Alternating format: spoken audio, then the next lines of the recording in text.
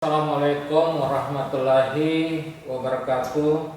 Selamat sore rekan-rekan media dan warga Provinsi Sumatera Selatan yang kami hormati, yang kami cintai.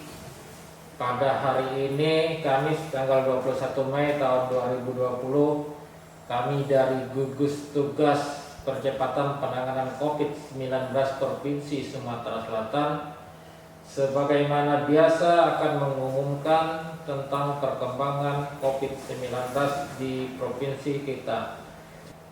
Oleh karena itu, kita patuhi bersama, kita jalankan himbauan yang diberikan pemerintah kepada kita.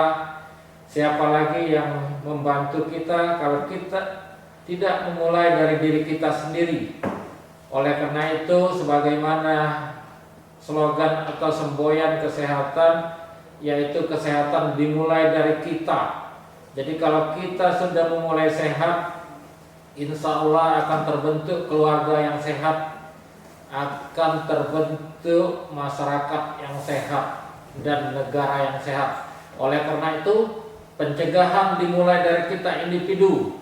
Kita orang per orang harus sadar, harus ingat betul bahwa ini merupakan penting dan wajib untuk kita laksanakan demi putusnya penularan, demi terhentinya penularan penyebaran virus ini di provinsi kita ini pada khususnya dan Indonesia pada umumnya, sehingga kita akan kembali kepada situasi aktivitas yang normal lagi. Tentunya kita semua rindu dengan situasi itu. Maka sekali lagi pikirkanlah secara matang bahwa apa yang kami sampaikan tadi itu perlu kita lakukan secara bersama, secara serentak, dalam waktu yang bersama, dalam waktu yang serentak. Kami yakin penularan, penyebaran penyakit COVID ini akan berhenti dengan cepat. Tapi apabila kita tidak mematuhinya dan masih ada orang yang tidak mematuhinya, dan kami yakin juga penularan penyakit ini terus berlangsung di tengah-tengah kita.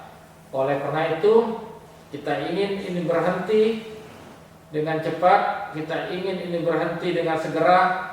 Maka secara serentak kami menghimbau, tidak ada lagi, kami berharap tidak ada lagi yang keluar rumah tidak menggunakan masker.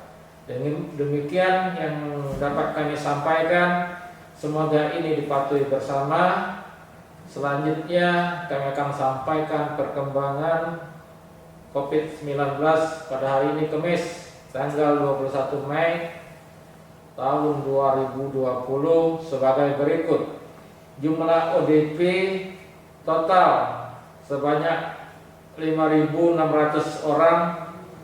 Kemudian yang ODP telah selesai dilakukan pemantauan sebanyak 4.133 orang, dan ODP masih dalam proses pemantauan sebanyak 1.467 orang. Kemudian yang kedua yaitu PDP. Jumlah PDP secara keseluruhan sebanyak 396, dan PDP selesai pengawasan sebanyak 189 orang, dan proses pengawasan atau masih dalam perawatan di rumah sakit sebanyak 207 orang, dan penambahan PDP baru pada hari ini sebanyak 6 orang.